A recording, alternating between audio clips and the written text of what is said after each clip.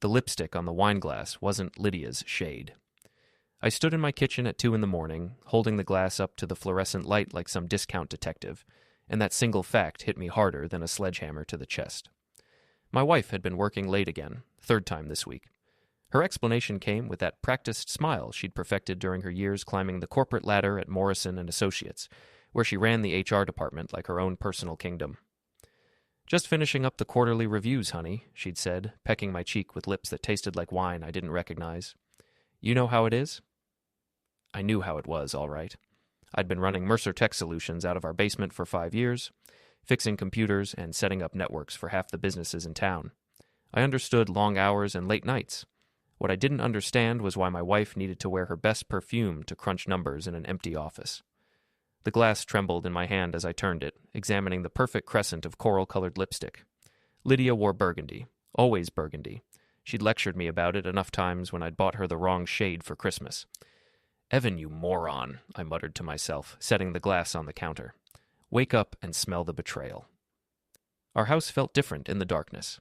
The Victorian we'd bought 3 years ago, with its creaking floors and drafty windows, had always been our sanctuary. Now it felt like a crime scene waiting to be discovered. I wandered through the rooms, my bare feet silent on the hardwood, looking for more evidence of whatever game Lydia was playing. In our bedroom, her clothes were scattered across the chair in that careless way that meant she'd been in a hurry. Her best black dress, the one that hugged every curve and made men stumble over their words. Not exactly quarterly review attire. I picked up her phone from the nightstand.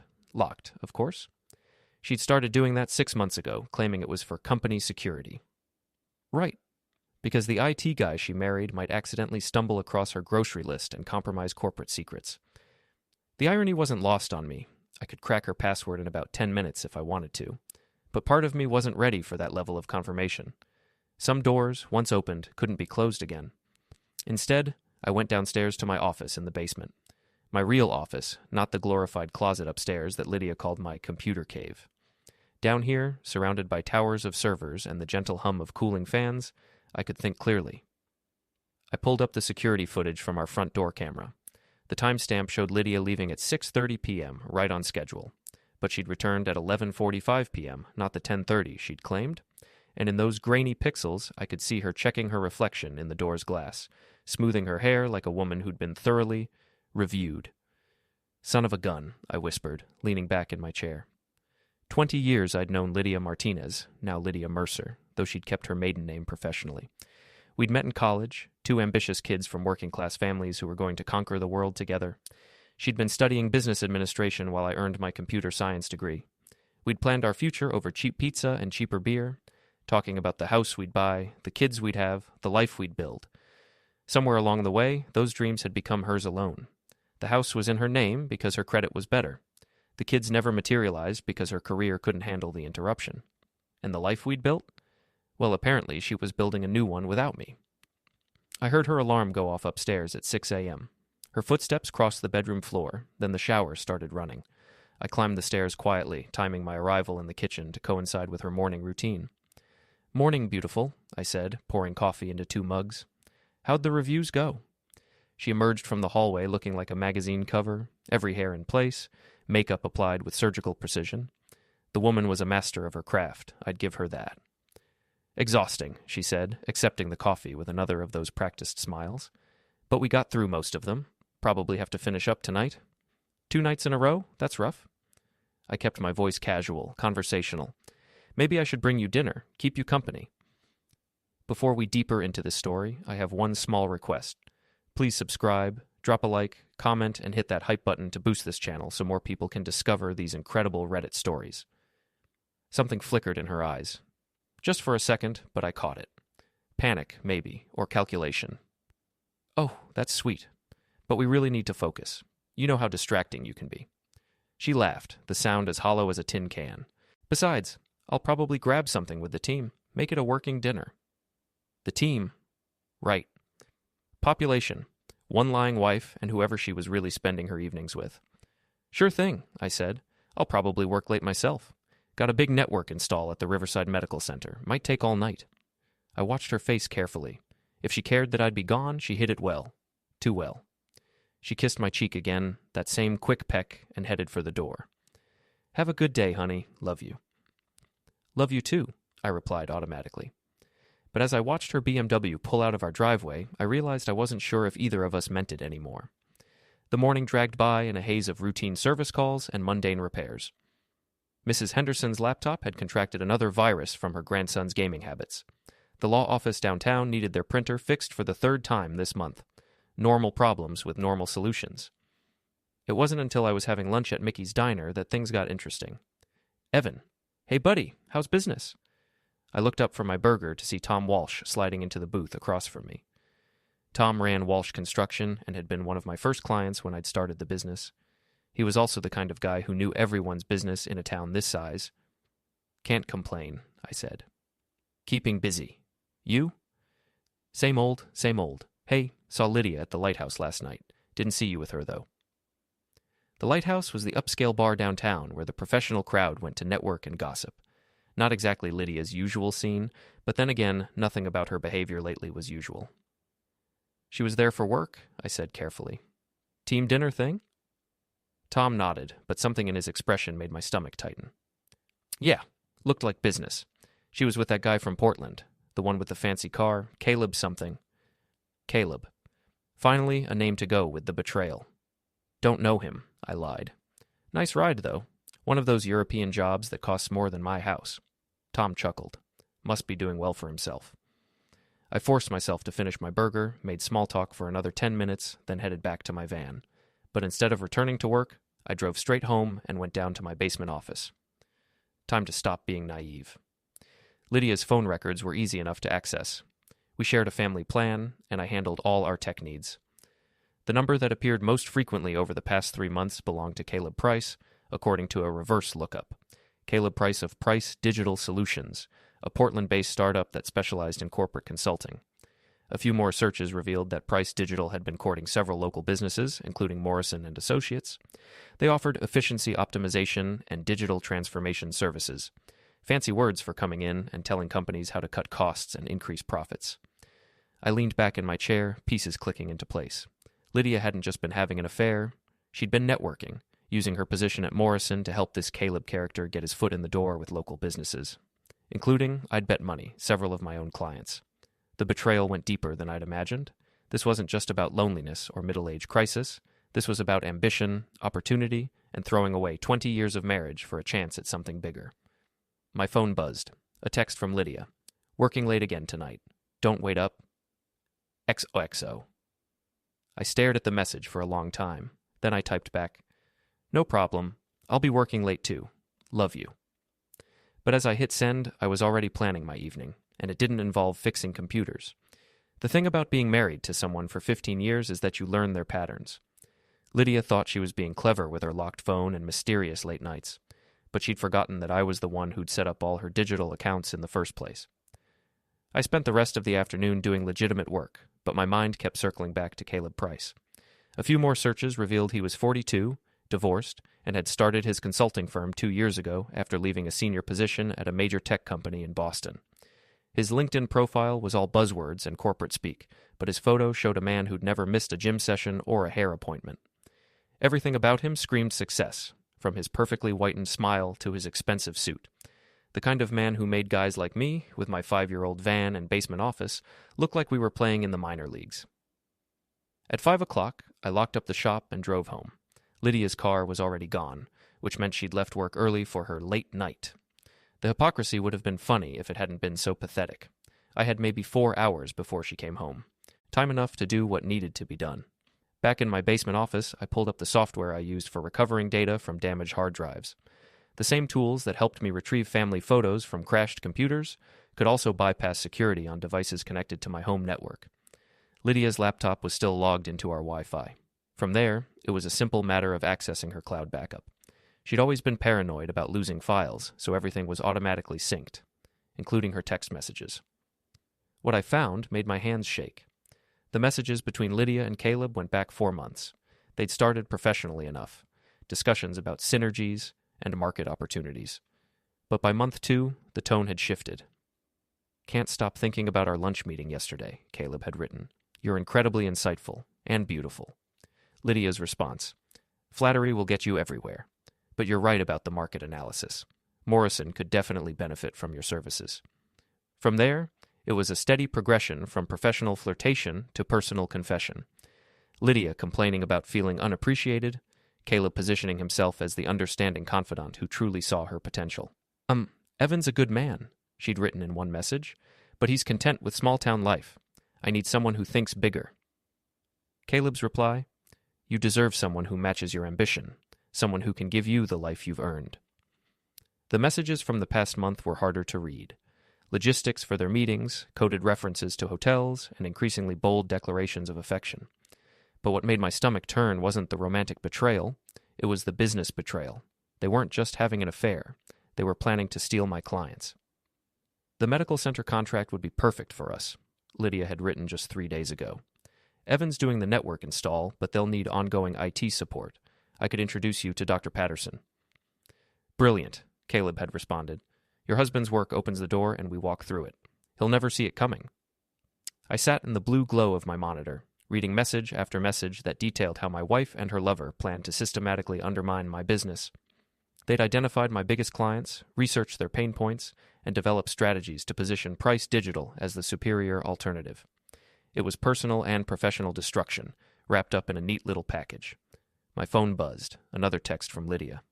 Dinner's running long, probably won't be home until midnight. Sorry. I looked at the timestamp on her last message to Caleb, sent 15 minutes ago from the Riverside Hotel. Room 237. The Riverside was 20 minutes away. I could be there in 15 if I ignored a few speed limits. But what would I accomplish? Burst through the door like some wronged husband in a bad movie? Demand explanations that wouldn't change anything? No. If Lydia wanted to play games, I'd play games. But I'd play them better. I spent the next 2 hours documenting everything. Screenshots of messages, copies of files, records of phone calls. I created a digital paper trail that would make a forensic accountant weep with joy. Then I started digging into Caleb's business practices. Price Digital Solutions looked impressive on the surface, but a deeper dive revealed some interesting details. 3 of his previous clients had filed complaints with the Better Business Bureau. His company had been involved in 2 lawsuits over the past year, both settled out of court, and his business license in Maine was temporary, pending a full background check. Most interesting of all, his ex-wife had filed a restraining order against him 2 years ago, citing harassment and financial manipulation. The order had been dropped 6 months later, but the public record remained. I was building a profile of a man who used charm and manipulation to get what he wanted, then moved on when things got complicated. Exactly the kind of person who would seduce a married woman to gain access to her professional network. By 10 o'clock, I had enough information to bury both of them. But information without strategy was just gossip. I needed a plan. The first step was simple. Document their next meeting. If they were going to betray me, I wanted evidence that would hold up in divorce court and business litigation. I drove to the Lighthouse Bar and parked across the street. Sure enough, Lydia's BMW was in the lot, parked next to a silver Mercedes that had to belong to Caleb. I took photos of both cars, including the license plates. Through the bar's large windows, I could see them at a corner table, heads close together over drinks and what looked like business documents. Lydia was animated, gesturing with her hands while Caleb leaned in attentively. They looked like any other business meeting, except for the way his hand kept finding excuses to touch hers. I watched them for an hour, taking photos with my phone's zoom lens whenever they made contact. Not for some sick voyeuristic thrill, but for evidence. In Maine, adultery might not matter much in divorce proceedings, but corporate espionage and conspiracy to interfere with business relationships were different matters entirely. At 11:15, they left together. I followed at a distance as they drove to the Riverside Hotel. Caleb's Mercedes went into the parking garage while Lydia's BMW parked on the street. Smart. Anyone looking for her car wouldn't think to check the hotel. I parked 2 blocks away and walked back. The hotel lobby was nearly empty, just a bored desk clerk and a businessman checking his phone. I positioned myself behind a newspaper in the seating area and waited. They emerged from the elevator at 11:47 p.m. Lydia looked flustered, checking her reflection in every reflective surface while Caleb appeared smugly satisfied. They kissed goodbye near the entrance. Not a passionate embrace, but the comfortable familiarity of people who'd done this before. I followed Lydia home, staying far enough back to avoid detection.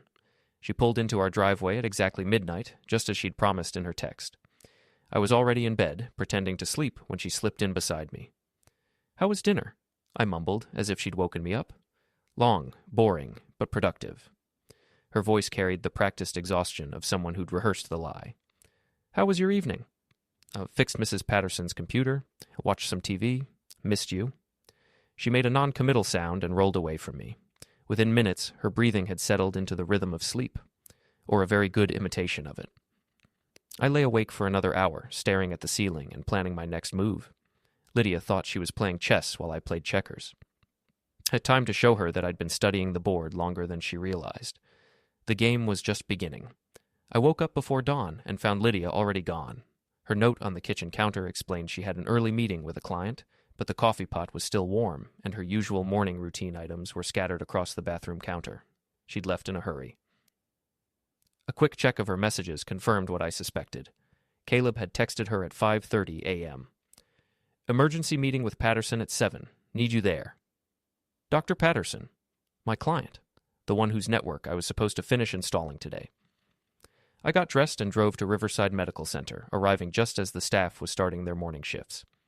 My van looked right at home in the parking lot. I'd been working there for 3 days, and everyone knew me as the IT guy. What they didn't know was that I'd installed more than just network equipment. The security camera I'd placed in the conference room wasn't part of their official system. It was a small wireless unit that fed directly to my phone, positioned to look like part of the room's existing AV setup. Completely invisible unless you knew what to look for. At 7:15 a.m., I watched Caleb Price walk into that conference room with my wife and my client. He was everything his photos had suggested. Tall, confident, wearing a suit that probably cost more than I made in a month. The kind of man who commanded attention just by entering a room. Dr. Patterson looked impressed as Caleb launched into his presentation. I couldn't hear the audio through my phone, but I could see the body language. Caleb was selling hard, using charts and graphs to illustrate whatever points he was making. Lydia sat beside him, nodding at appropriate moments and occasionally adding her own comments. They were tag-teaming my client, using my work as the opening to pitch their services. I put the phone away and walked into the building. The receptionist, Maria, greeted me with a smile. "Morning, Evan. Here to finish up the network?" "That's the plan, though I hear Dr. Patterson's in meetings all morning." "Yeah, some consultant from Portland. Lydia brought him by to talk about improving our computer systems." Maria lowered her voice conspiratorially. "Between you and me, I don't know why we need outside help when we've got you." "Different kind of service," I said diplomatically. "I handle the technical stuff. Consultants handle the business strategy." But as I worked on the server room installation, I could hear voices from the conference room down the hall. Caleb's presentation was running long, which meant Dr. Patterson was interested. That was bad news for me and worse news for the other businesses they'd undoubtedly target next. By lunchtime, I'd finished the network installation and submitted my final invoice. As I was packing up my equipment, Dr. Patterson found me in the server room. "Evan, excellent work as always. The new system is running perfectly." "Thanks, Doc. Should serve you well for years to come." He hesitated, then said, "I wanted to mention, we're also bringing in some business consultants to help optimize our operations. Nothing that affects your work, of course. Just want to make sure you know we value our relationship." Translation. They were hiring Caleb, but didn't want to lose me entirely. Yet. "I appreciate that," I said. "Always happy to work with other professionals. What's the consultant's focus?" "Process improvement, cost reduction, that sort of thing. Fellow named Price. Seems very knowledgeable." "I'm sure he is. Well, if you need any technical support for whatever changes he recommends, just give me a call." Dr. Patterson looked relieved. "Absolutely. You're part of the team here, Evan." But as I drove away from the medical center, I knew my days as part of their team were numbered. Caleb would gradually convince them that his firm could handle all their IT needs more efficiently and cost-effectively. It was a classic consultant move. Identify dependencies, then position yourself as the solution. I spent the afternoon visiting my other major clients, ostensibly for routine maintenance calls. But really, I was checking for signs that Lydia and Caleb had approached them too. At Morrison Associates, Lydia's own company, the receptionist mentioned that they were evaluating new technology solutions. The law office downtown had suddenly developed concerns about their IT security posture.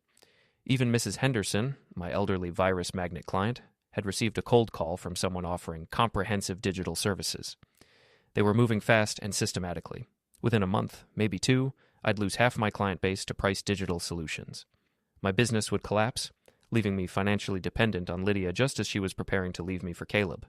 It was elegant, in a sociopathic sort of way, but they'd made one critical mistake.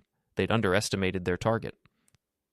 I drove home and went straight to my basement office. Time to activate some insurance policies I'd been building. The first call was to Detective Ray Morrison.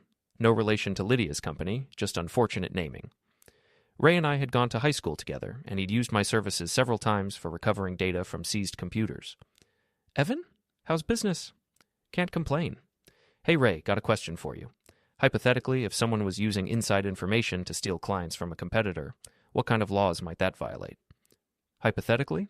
Could be tortious interference with business relationships, maybe conspiracy, depends on the specifics." Ray's voice sharpened with professional interest. "We talking about a real situation here?" "Just curious. Thanks, Ray." The second call was to my lawyer, Jim Bradley.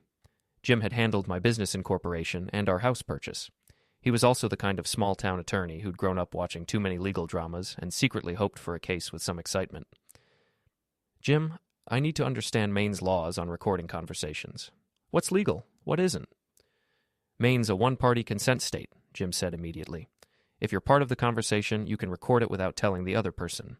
If you're not part of the conversation, you need consent from at least one participant." "Why?"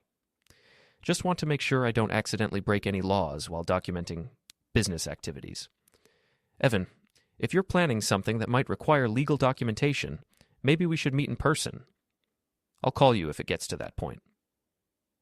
The third call was to my insurance agent. I increased my liability coverage and added a rider for business interruption. If this was going to turn into a legal battle, I wanted to be prepared. By 5 o'clock, I'd built the foundation for my counterattack. Now I needed to gather more evidence and wait for the right moment to strike. Lydia came home at her usual time, full of chatter about her productive day and exciting new projects. She was practically glowing with success, and I realized she was getting a high from the deception, the thrill of pulling off something complex and risky. "How was your day?" she asked, kissing my cheek with what felt like genuine affection. "Finished up at the medical center. Dr. Patterson seemed happy with the work." "That's great.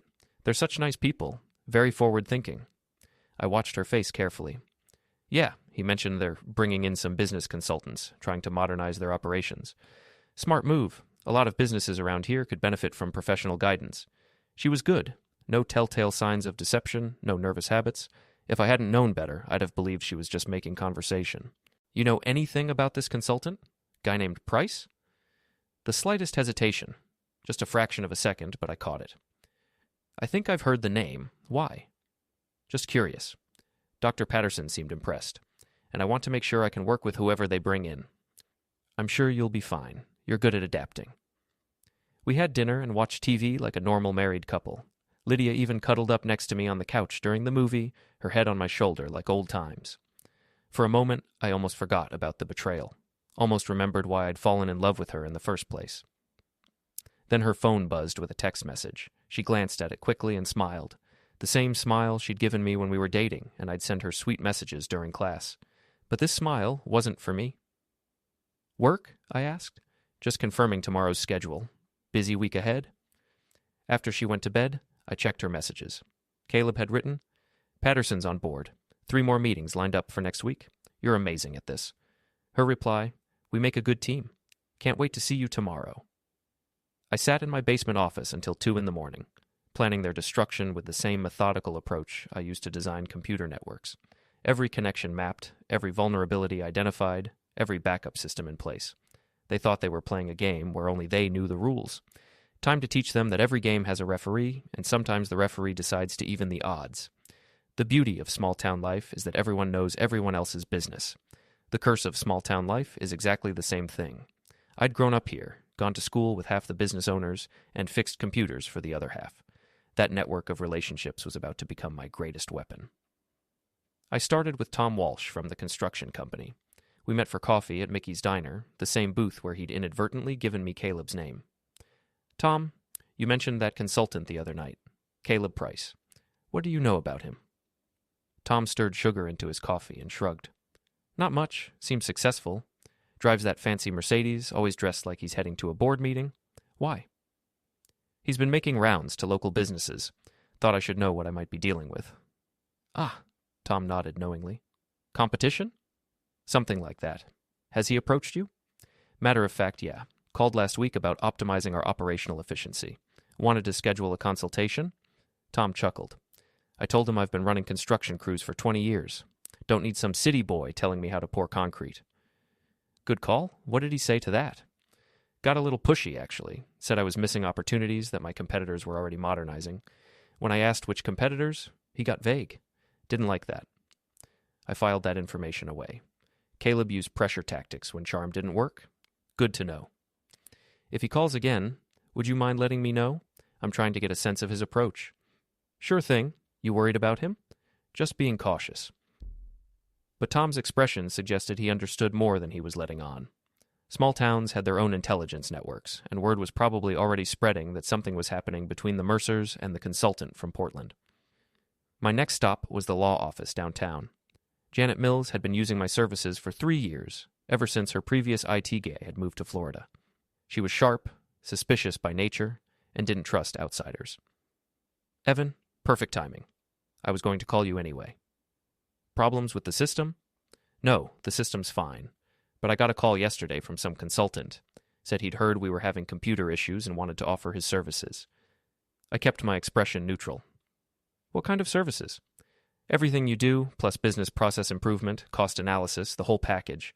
Thing is, I never told anyone we were having computer issues. Because we're not. Interesting. What was his name? Price. Caleb Price. You know him. Heard the name. What did you tell him? Janet's smile was razor sharp. I told him we were perfectly happy with our current IT provider, and if that changed, I'd let him know. Then I asked how he'd gotten the impression we needed help. And? He got flustered, started backtracking, saying he must have misunderstood something he'd heard around town. But here's the thing, Evan.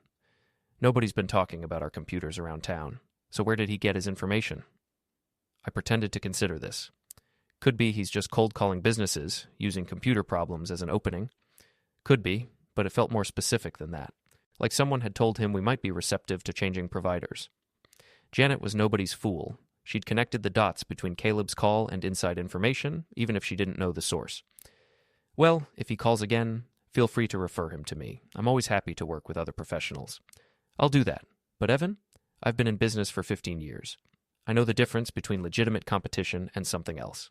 If someone's playing games with your client base, you need to shut it down fast. The warning was clear. Janet suspected corporate espionage, and she was on my side. That was worth more than gold in a town this size. I spent the rest of the morning making similar visits. The pattern was consistent. Caleb had contacted 6 of my major clients in the past week, each time with information that suggested inside knowledge of their operations or dissatisfaction with current services. At the hardware store, he'd mentioned their inventory management challenges.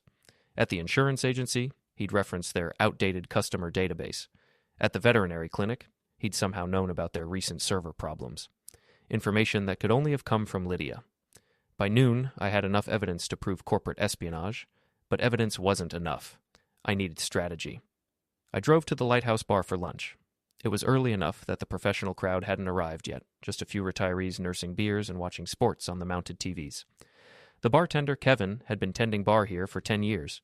He knew everyone's drinking habits, relationship status, and business troubles. He was also discretion personified, the kind of man who heard everything and repeated nothing unless it served a purpose. Evan, don't usually see you here during the day. Thought I'd try something different. Heard this place gets pretty busy in the evenings. Oh yeah, especially lately. A lot of business meetings, networking, that sort of thing. I ordered a burger and a beer, then casually asked, Lydia mentioned she'd been here a few times for work dinners. You probably see her more than I do these days. Kevin's expression didn't change, but something shifted in his eyes. Yeah, she's been in. Usually with that guy from Portland. They seem to be working on something big. Caleb Price? That's the one. Generous tipper, I'll give him that. But he's got wandering hands when he's had a few drinks. I nearly choked on my beer. Wandering hands? Nothing too obvious. Just the kind of guy who finds excuses to touch women when he talks to them. Your wife handles it professionally, but I can tell it makes her uncomfortable sometimes. This was news. Either Lydia was a better actress than I'd given her credit for, or her relationship with Caleb was more complicated than their text messages suggested. Has she said anything about it? Kevin shook his head. Not to me. But I've been watching people in bars for a long time, Evan. Body language tells you a lot. She's attracted to him, no question. But she's also wary, like she knows he's dangerous but can't help herself. I filed this information away with everything else. Lydia might be having an affair, but she wasn't completely naive about Caleb's character. That could be useful. Thanks for the heads up, Kevin. I appreciate you looking out for her. She's good people, Evan. Just be careful, you know? That Price guy strikes me as the kind of man who takes what he wants and doesn't worry about the consequences. I finished my lunch and drove home, my mind racing with possibilities. Lydia's affair might be more complicated than simple betrayal. If she was having doubts about Caleb, if she felt trapped or manipulated, that changed the dynamic entirely. But it didn't change what I had to do. I spent the afternoon in my basement office organizing evidence and planning my next moves. By 5 o'clock, I had a comprehensive file on both Lydia and Caleb, including financial records, business communications, and a timeline of their activities. More importantly, I had a plan. When Lydia came home that evening, she seemed distracted. Her usual chatter about work was subdued, and she kept checking her phone with a worried expression. "Everything okay?" I asked during dinner. "Just work stuff. Some of our clients are asking difficult questions about our new consulting partnerships." "What kind of questions?" She hesitated. "Whether we're getting kickbacks for referrals, whether there are conflicts of interest, that sort of thing." "Are there?" "Of course not. It's just people are suspicious of change. They'd rather stick with familiar providers than try something better." The irony was perfect. Lydia was complaining about client loyalty while systematically betraying her husband's business relationships. "Maybe they just need time to adjust," I suggested. "Change is hard for everyone." "Maybe." But she didn't sound convinced. After dinner, she disappeared into her home office to make phone calls. I could hear her voice through the door, tense and urgent, though I couldn't make out the words. Around 9 o'clock, her phone rang. She answered quickly, then stepped outside to continue the conversation in private. Through the window, I could see her pacing on the back deck, gesturing animatedly. When she came back inside, she looked shaken. "Who was that?" I asked. "Caleb. There's been a complication with one of our projects." "Anything I can help with?" "No, it's fine. Just business politics. Nothing that can't be resolved." But her hands were trembling as she poured herself a glass of wine, and she drank it faster than usual. Whatever was happening between Lydia and Caleb, the pressure was getting to her, which meant it was time to increase that pressure. I waited until she went to bed, then returned to my office. I had work to do, and the night was young. The next morning brought the first crack in their facade. I was having coffee when Lydia's phone rang at 6:30 a.m. She answered it with the groggy confusion of someone who wasn't expecting calls that early. "What? Slow down. I can't." "What do you mean, suspended?" I pretended to read the newspaper while listening to her side of the conversation. Her voice went from confused to alarmed to angry in the span of 2 minutes. "That's ridiculous. There's no conflict of interest. I've followed every company policy." "Yes, I understand the seriousness." "Fine. I'll be there in an hour." She hung up and stood frozen in the kitchen, staring at her phone like it might explode. "Problems at work?" I asked casually. "Someone filed a complaint with HR about my professional conduct. Anonymous tip claiming I'm using my position to steer business to outside consultants." I looked up from the paper with appropriate concern. "That's serious. Any idea who would make that kind of accusation?" "Could be anyone. Jealous colleagues, competitors, disgruntled clients." She was thinking out loud, trying to identify the threat. "The timing is suspicious, though, right when we're expanding our consulting partnerships." "What happens now?" "Internal investigation. I'm suspended with pay pending the outcome." She grabbed her purse and keys. "I need to go in and give my statement." After she left, I allowed myself a small smile. The anonymous tip had been carefully crafted, citing specific instances of potential conflicts without revealing how the tipster had obtained the information. Morrison Associates would have to investigate, if only to protect themselves from liability. But that was just the opening move. I drove to my shop and spent the morning working on routine repairs while monitoring the fallout. By noon, my phone was ringing with calls from clients who'd heard rumors about problems at Morrison Associates. "Evan, it's Dr. Patterson. I'm hearing some concerning things about our consulting arrangement. Can we meet this afternoon?" "Of course. Is there a problem?" "I'd rather discuss it in person. Would 2 o'clock work?" "I'll be there." Similar calls came from 3 other clients. Word was spreading fast that something was wrong with the consulting deal, and they wanted reassurance from someone they trusted.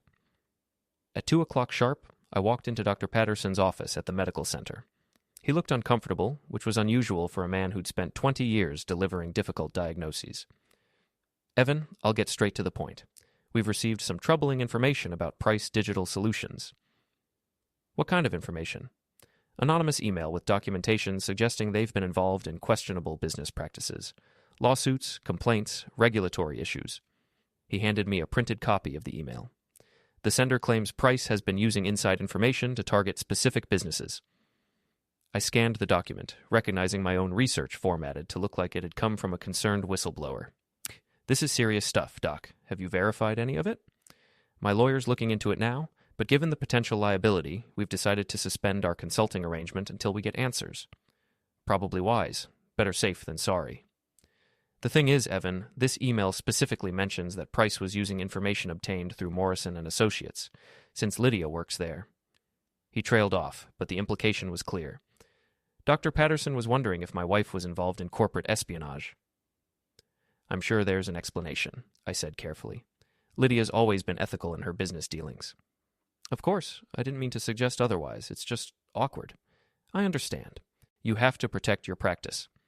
Exactly, and frankly, we're more comfortable working with local providers we know and trust, like you. I left the medical center with a signed contract for expanded IT services, including the consulting work that Caleb had been hired to do. 1 down, 5 to go. The afternoon brought similar meetings with other clients. Each one had received the same anonymous email, each one had decided to terminate their relationship with Price Digital, and each one wanted to expand their existing arrangements with Mercer Tech Solutions.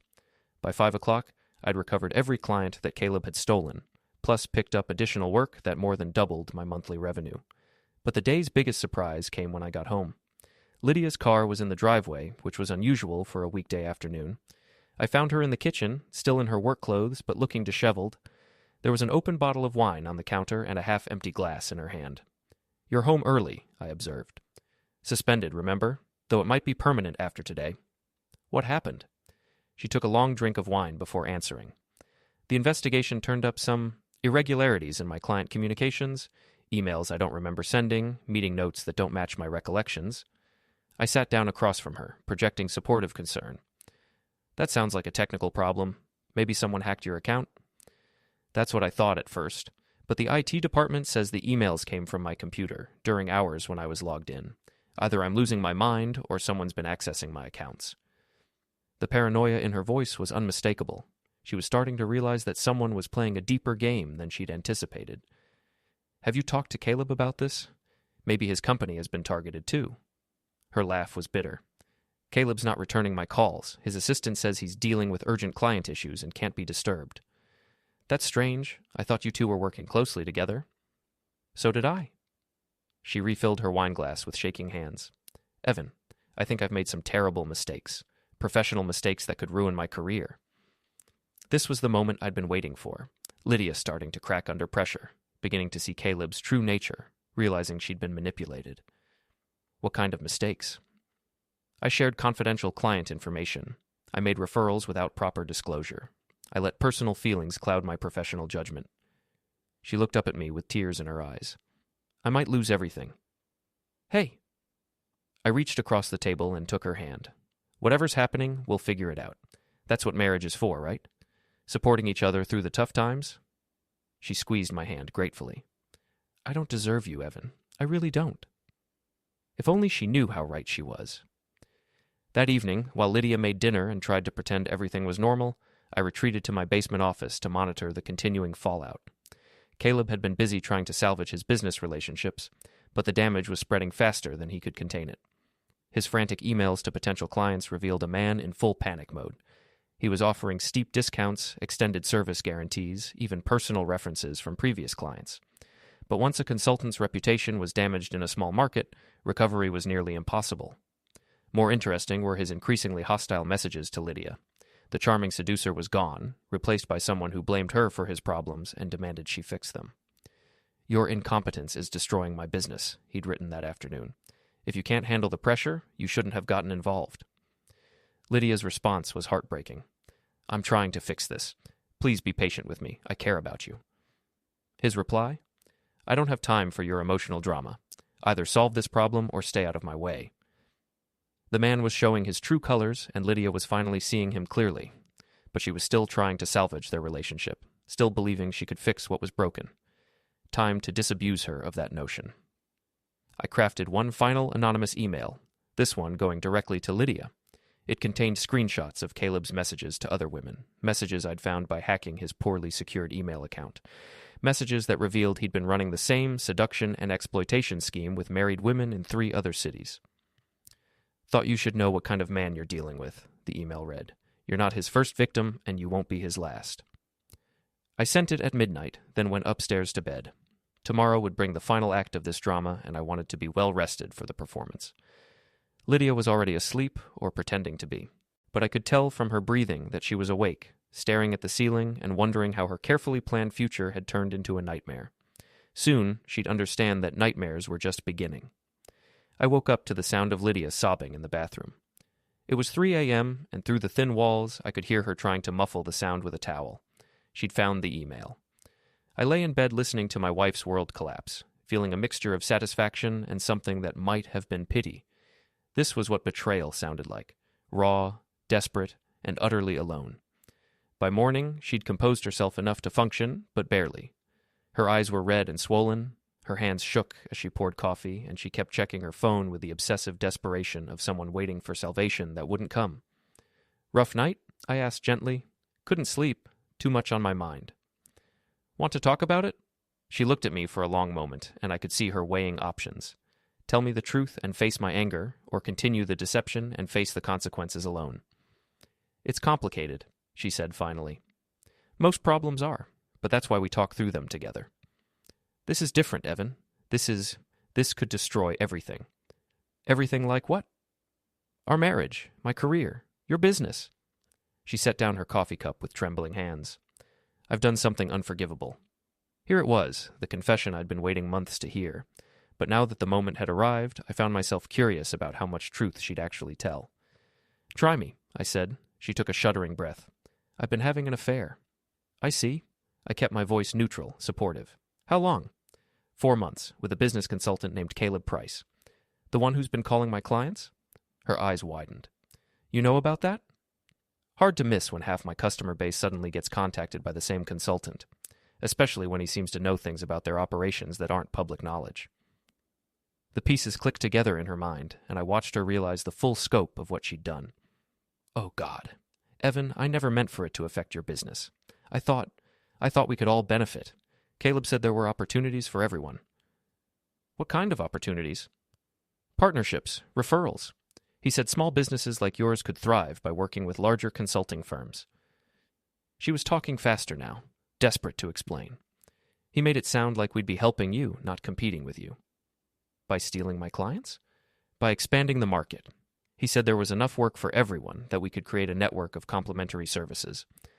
I almost felt sorry for her. She'd been so thoroughly manipulated that she'd convinced herself the betrayal was actually altruism. "And the affair? How did that fit into the business strategy?" She flinched. "It wasn't supposed to happen. We were just working together, and he was so attentive, understanding. He made me feel valued in a way I hadn't felt in years. As opposed to your husband, who apparently made you feel worthless." "That's not what I meant." "Then what did you mean, Lydia?" She struggled for words, then gave up. "I don't know. I don't know what I meant, or what I was thinking, or how everything got so twisted around." "Maybe because you were thinking with your heart instead of your head. Maybe. Or maybe I was just selfish and stupid and threw away the best thing in my life for someone who never cared about me at all." The bitterness in her voice was unmistakable. She'd figured out Caleb's true nature, probably from the email I'd sent, and the disillusionment was complete. "What makes you say that?" "Because I found out I'm not the only one. He's done this before, in other cities. Seduced married women with access to business networks, used them to build his client base, then moved on when things got complicated." "That's quite an accusation." "It's not an accusation. It's fact. I have proof." She showed me the email on her phone, the one I'd sent 12 hours earlier. I read it with appropriate shock and disgust. "This is horrible, Lydia. I'm so sorry." "Sorry? I cheated on you, helped someone steal your clients, and nearly destroyed both our careers. Why are you sorry?" "Because you were manipulated by a professional predator. Because someone took advantage of problems in our marriage that I should have recognized and addressed." She stared at me in amazement. "How can you be so understanding about this?" "Because I love you, and because I'd rather fix our problems than lose you to someone who never deserved you in the first place." It was a masterful performance, if I did say so myself. The understanding husband, willing to forgive and rebuild, focused on the future rather than the past. But Lydia wasn't buying it completely. "There's more," she said quietly. The business stuff.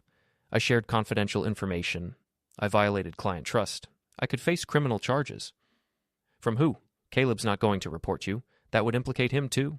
Your company might fire you, but they won't prosecute. Bad for their reputation. You don't understand. Someone's been documenting everything. My emails, meeting records, financial transactions. Someone knows exactly what we did and when we did it. Any idea who? It has to be someone with access to both my accounts and Caleb's business records. Someone with technical skills and a reason to want us exposed. She was looking at me strangely now, the first hint of suspicion creeping into her expression. That's a pretty specific skill set, I agreed. Not many people could pull off that kind of surveillance. No, not many. The silence stretched between us, heavy with unspoken accusations. Lydia was smart enough to connect the dots, but not quite ready to believe her husband was capable of such elaborate revenge. My phone rang, breaking the tension. The caller ID showed Tom Walsh. Evan, you need to get down to the lighthouse. There's some kind of situation with that consultant fellow. What kind of situation? Police are here. Looks like someone trashed his car pretty thoroughly. Keyed the paint, slashed the tires, the works. I glanced at Lydia, whose face had gone pale. I'll be right there. What's wrong? She asked as I grabbed my keys. Someone vandalized Caleb's car. Want to come with me? Yes, I should be there. We drove to the lighthouse in silence, both of us lost in our own thoughts. The parking lot was crowded with police cars and curious onlookers. Caleb's silver Mercedes sat in the middle of it all, looking like it had been attacked by someone with serious anger management issues. The paint was scratched with deep gouges that spelled out words like liar and cheat. All 4 tires were flat, and someone had poured what looked like maple syrup over the windshield and hood. Caleb stood next to the car, gesticulating wildly as he talked to a police officer. Even from a distance, I could see he was furious and probably a little scared. Whoever did this knows about my business practices, he was saying as we approached. This is targeted harassment, not random vandalism. The officer, a young guy I didn't recognize, looked skeptical.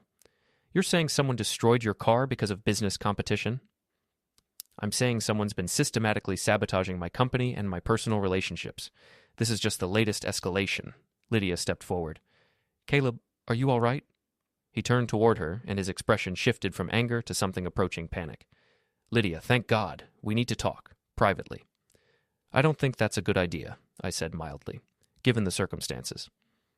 Caleb noticed me for the first time, and I saw recognition dawn in his eyes. He'd probably seen photos of me in Lydia's house, but this was our first face-to-face meeting. You must be the husband, he said with poorly concealed hostility.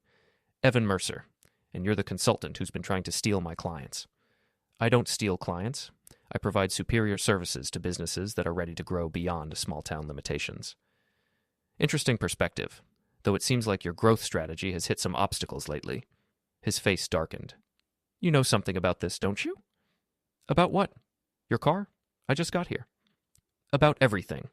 The anonymous complaints, the leaked information, the systematic destruction of my business relationships. I looked at him with innocent confusion. I'm afraid I don't know what you're talking about, though I have noticed several of my clients decided to terminate their consulting agreements recently. Because someone fed them lies about my company. Or because they did their own research and didn't like what they found. The police officer stepped between us before the conversation could escalate further. Gentlemen, let's focus on the vandalism. Mr. Price, do you have any idea who might have done this? Caleb glanced at me, then at Lydia, then back at the officer. I have suspicions, but no proof. We'll need more than suspicions to file charges. Any witnesses, security cameras? The bar has cameras, but they don't cover this section of the parking lot. Convenient, I murmured.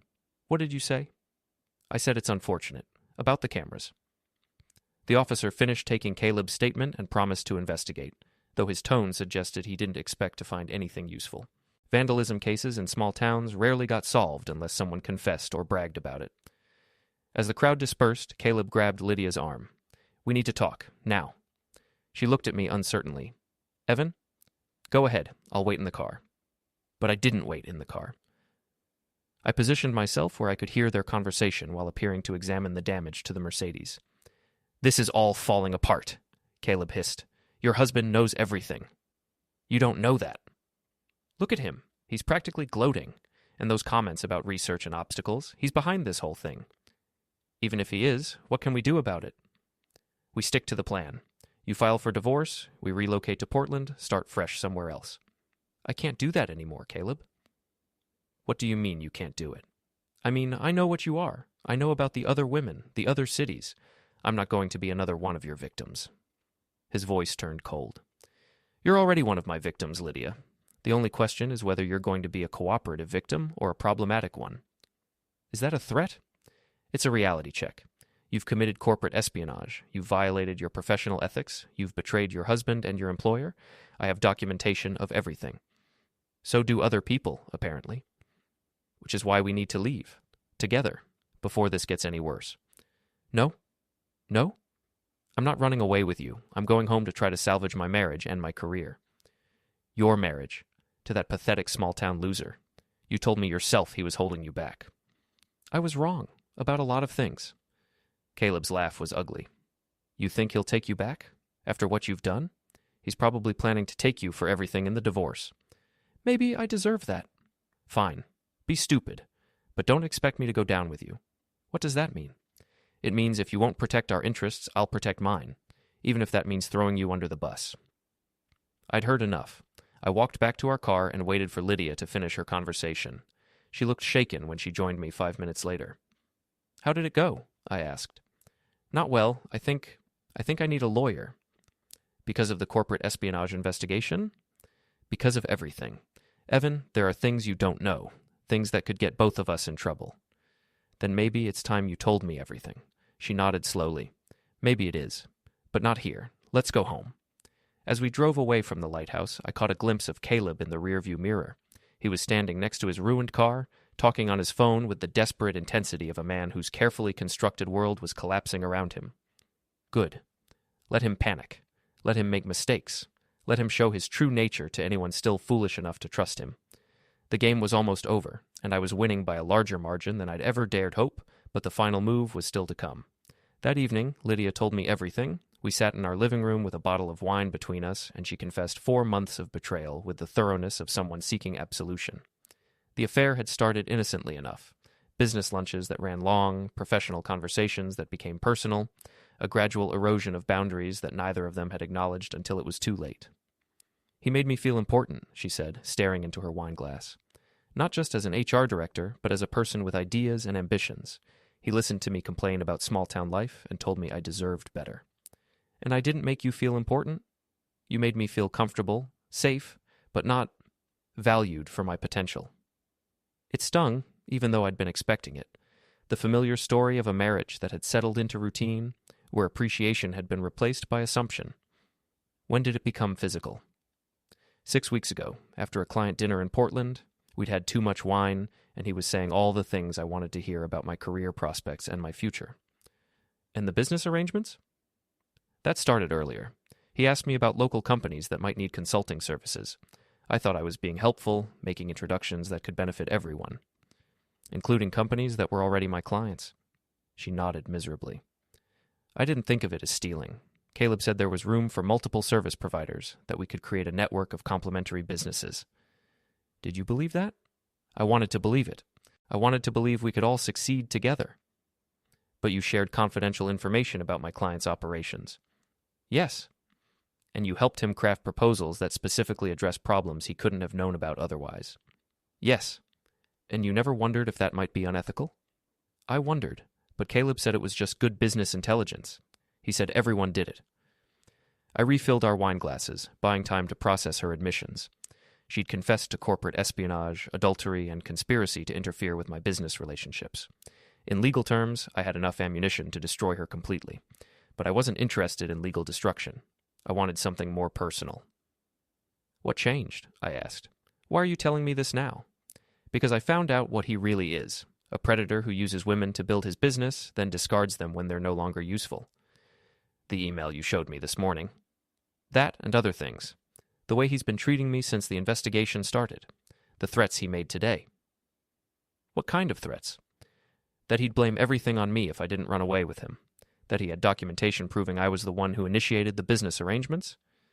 Do you think he does? Probably. Caleb's very careful about protecting himself. I nodded thoughtfully. So what do you want to do now? I want to fix this. All of it.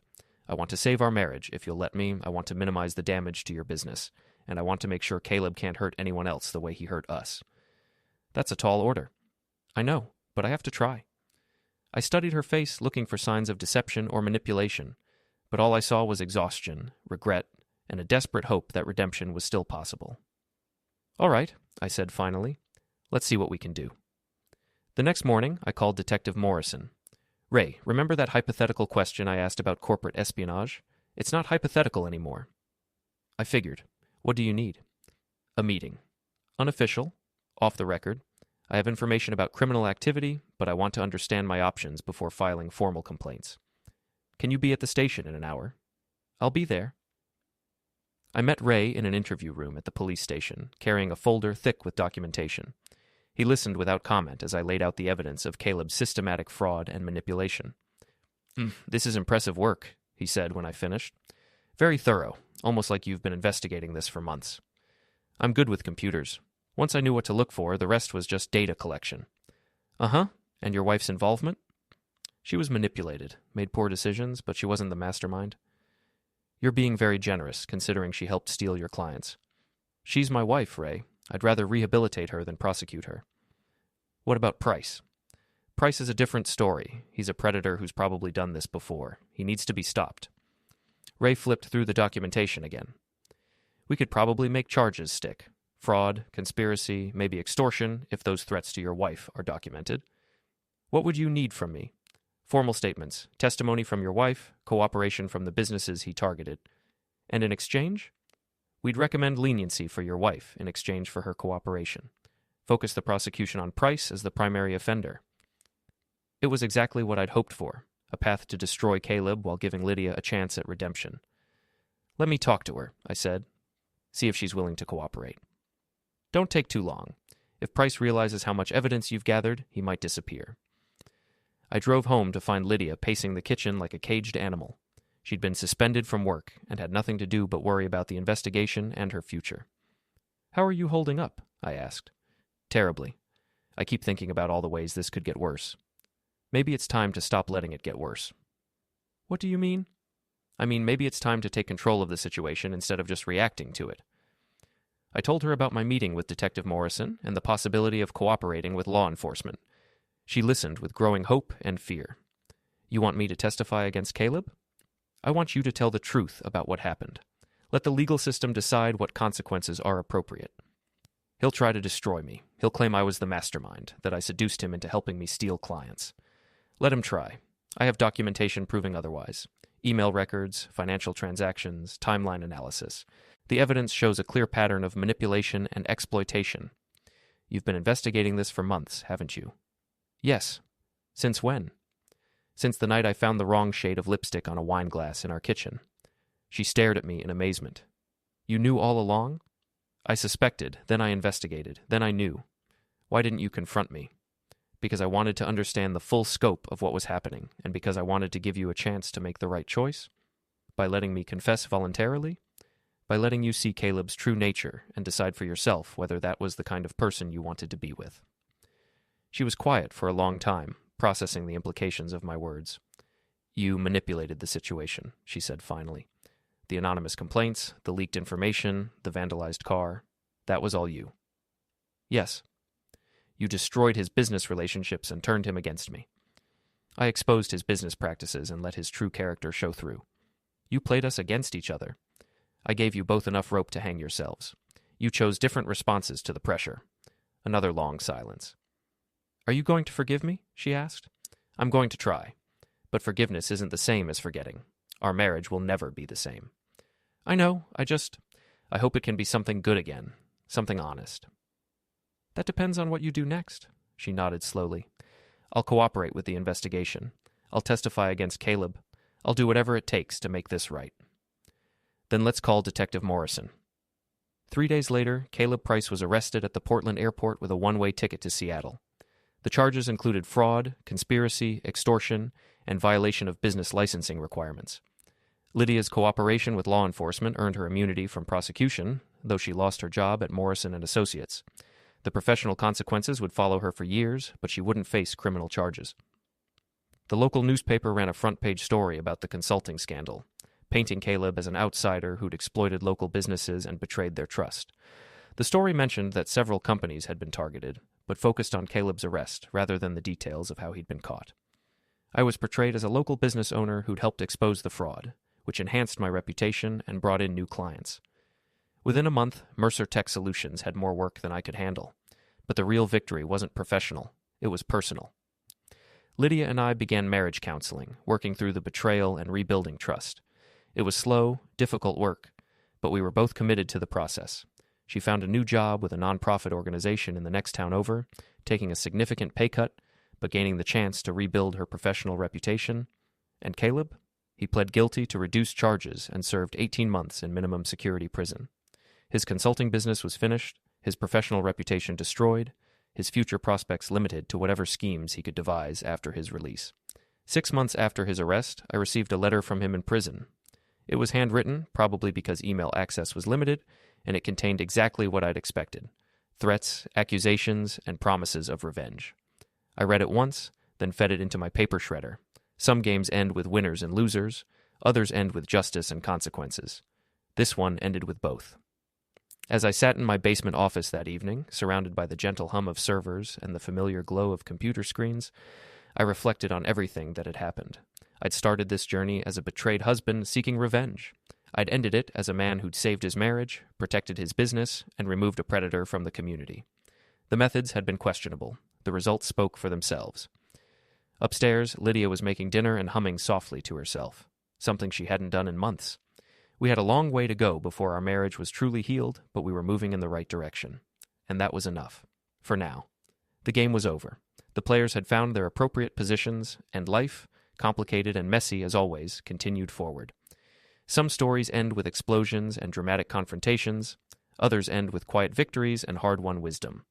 This one ended with the simple satisfaction of a job well done and a future that, while uncertain, was at least honest. In the end, that was all anyone could ask for.